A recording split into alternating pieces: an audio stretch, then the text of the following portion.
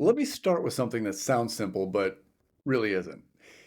If you're a high performer and your energy feels unstable, your focus comes and goes, and your drive feels inconsistent despite doing everything right, there's a good chance that sugar's involved. Not because you eat like garbage, and not because you lack discipline, and not because sugar's bad, but because sugar interacts with the brain in a way that punishes high demand systems more than it does low demand ones. Most people think of sugar as a calorie issue, right? Weight, blood sugar, maybe inflammation. That's very surface level. Sugar is not just a metabolic input, it is a neurological signal. And once you understand how it interacts with the brain's reward system, a lot of confusing patterns are going to start to make sense. Here's the first misconception that we need to kill. Sugar doesn't make you feel good because it tastes good. It makes you feel good because it activates the brain's reward circuitry. That same circuitry that's responsible for motivation, drive, learning, repetition. So every time you eat something sweet, sensors on your tongue send a signal to the brainstem and then up to higher brain centers that evaluate the experience. The subconscious question being asked is simple. Was that worth doing again? When sugar's involved, the answer is almost always yes. That answer is communicated through dopamine. Dopamine is not pleasure, it's motivation. It's the chemical that says, pay attention and repeat this. This is where things become really relevant for high performers. Your brain is already dopamine driven. You live in environments that reward speed, decision making, novelty, problem solving, and output. Your reward system is constantly engaged. Sugar doesn't add a new pathway, it just amplifies an existing one. And that's why this matters more if you're already operating at a high cognitive load. Now, let's address something really quick that most people miss. Sugar doesn't just trigger reward signals in the mouth, there are sugar sensors in the gut as well. When sugar hits the digestive system, it sends secondary signals that influence insulin release, satiety, energy availability. These gut signals feed right back into the brain. So the brain doesn't just remember that sugar tasted good, it learns that sugar equals fast, reliable energy. And that association is powerful. And that association becomes a problem when sugar shows up repeatedly in small amounts throughout the day. Not just desserts, sauces, protein bars, quote unquote healthy snacks, condiments, drinks. And here's where the executive trap forms. Most high performers don't binge sugar, they graze it. Small hits, frequently, pretty much unnoticed. But each hit reinforces the same reward loop. So let's talk about what makes sugar different from real food. When you eat a balanced meal, dopamine spikes initially, then it levels off. That's by design. It encourages dietary variety and presents overconsumption. Sugar, on the other hand, doesn't follow that rule. The dopamine response to sugar does not shut itself down properly. It stays rewarding every time. And this is the loophole, not because sugar is evil, but because it bypasses a built-in braking mechanism. This is why broccoli doesn't excite you. It doesn't need to. It does its job and steps aside. Sugar keeps begging for attention. Now, here's the key distinction for high performers. The problem with sugar isn't indulgence, it's interference. Interference with focus stability, impulse control, energy predictability, and decision quality.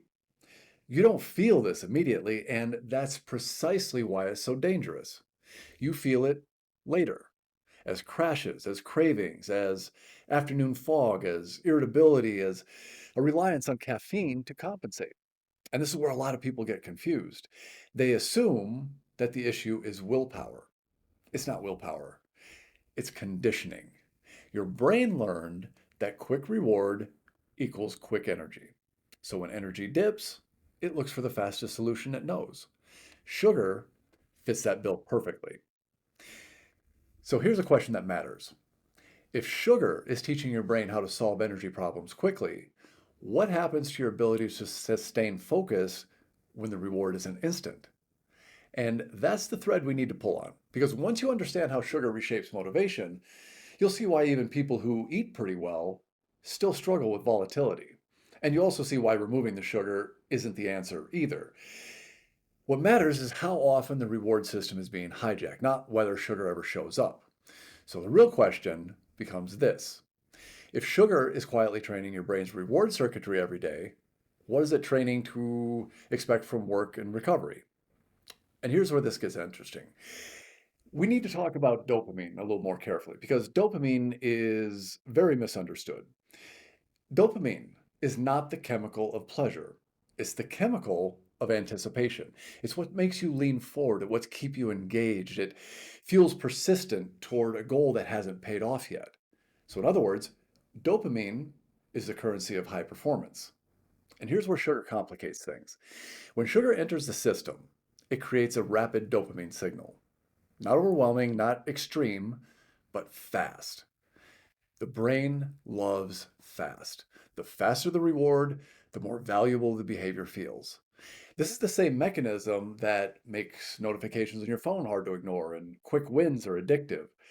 Sugar trains the brain to associate low effort with immediate payoff. And that matters because most meaningful work doesn't operate that way. Strategic thinking, creative problem solving, long meetings, complex decision making, those things require sustained engagement long before any reward shows up. So here's the subtle problem. If the brain is repeatedly trained on fast dopamine loops, it becomes less tolerant of delayed reward. Not consciously, this is physiological. So your focus starts to fragment. You can still perform, you can still work, but staying locked in becomes very difficult. You reach for stimulation sooner. Email, phone, snacks, coffee. Not that any of these are bad per se, but together they train the nervous system to expect constant reinforcement. So let's connect this to sugar specifically. Unlike whole foods, sugar does not create a natural stopping point in the reward response. With real food, dopamine spikes initially and then it declines. Your brain says, message received. With sugar, that decline doesn't happen properly. The signal stays loud. So the brain doesn't just register the reward, it wants to repeat it. And this is why sugar doesn't feel optional in moments of fatigue. Your brain has learned that sugar is the fastest way to restore drive.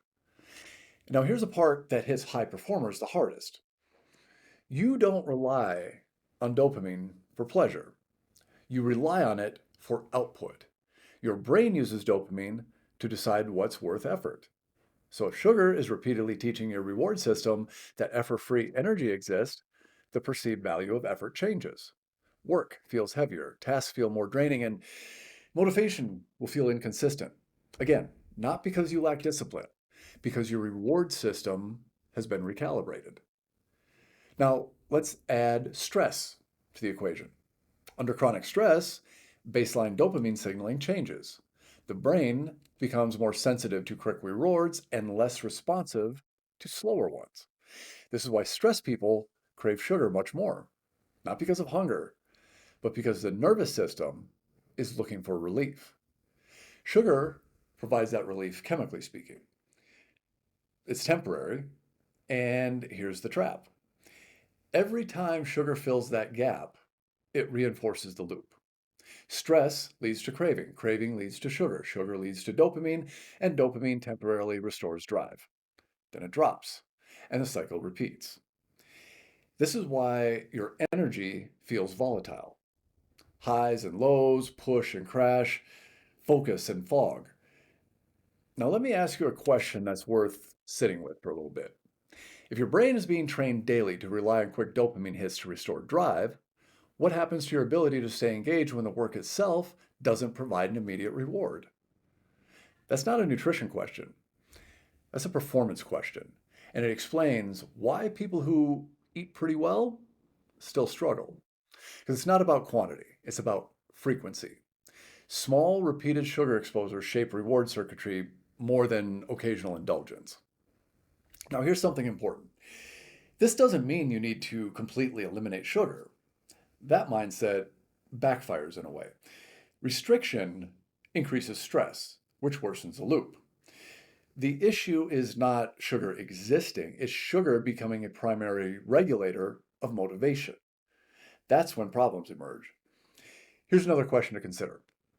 If your reward system is constantly being externally stimulated, how well can it generate motivation internally? Because sustainable performance requires internally generated drive, not constant chemical nudges. This is why sugar doesn't just affect energy. It affects patience, it affects impulse control, it affects decision fatigue. You feel less tolerant of friction, less willing to sit with discomfort. And that shows up at work long before it shows up in health metrics. Here's the most important part. You don't notice this happening in real time. You notice it much later. You notice it when focus feels harder to access, when productivity costs more, when caffeine stops working the way it used to. So the real issue isn't sugar, it's what sugar teaches your brain about how effort and reward are supposed to work. And that brings us to the final piece. If sugar is reshaping your reward circuit quietly, how do you restore stability without white knuckling discipline or living in resistance? That's the question we need to answer next. The answer is not more discipline. High performers already have plenty of discipline. The answer is changing what the brain expects from energy and reward. And that starts with stability. Your brain does not crave sugar because it's weak. It craves sugar because it's trying to solve an energy problem efficiently.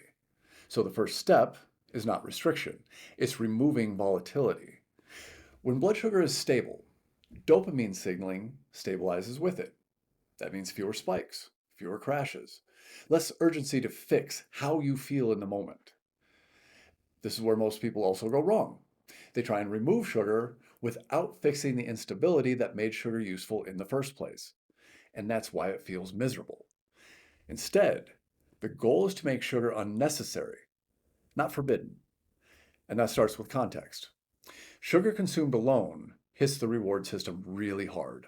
Sugar consumed with protein, fat, and fiber behaves much differently. It absorbs slower.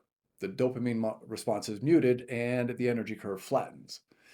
This isn't about food rules, it's about signal shaping. So let's talk about frequency, because this matters more than quantity. A single dessert once or twice a week does far less neurological damage than small, repeated sugar hits every single day.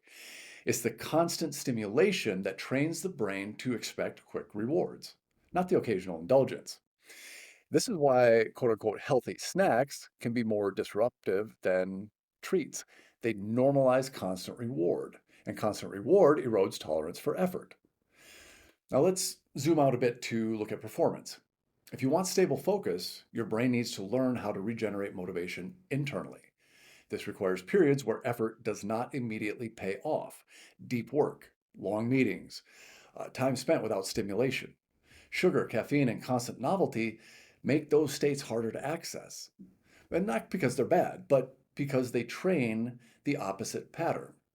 So part of restoring executive performance is allowing the reward system to recalibrate. This means tolerating a little boredom again. And that can be uncomfortable for high performers, but it's essential.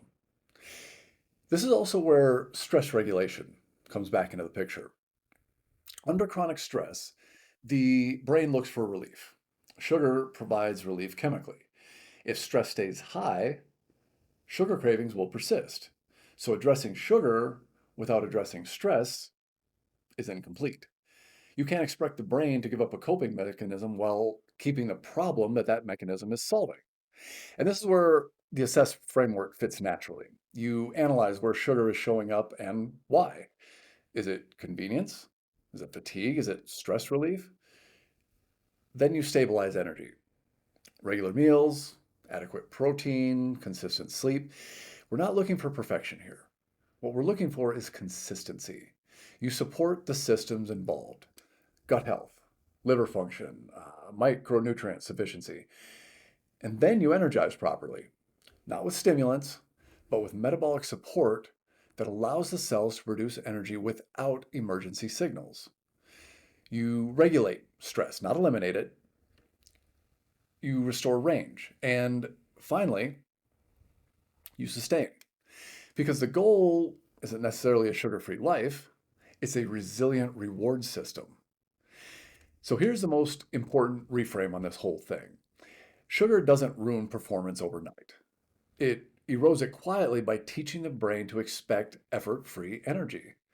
Once you understand that, the solution becomes obvious. You don't need to fight sugar. You just need to stop outsourcing motivation to it. And when you do that, something very interesting happens. Focus returns. Energy stabilizes. Caffeine becomes optional again instead of necessary. Not because you force change, but because the system no longer needs compensation. If this changed the way you looked about sugar, focus, or energy, hit that subscribe button. This channel exists to explain the physiology behind performance problems that high performers are told to just deal with. And if you want deeper breakdowns on how to rebuild energy and focus at the systems level, check links in the description and understand this isn't about eating perfectly.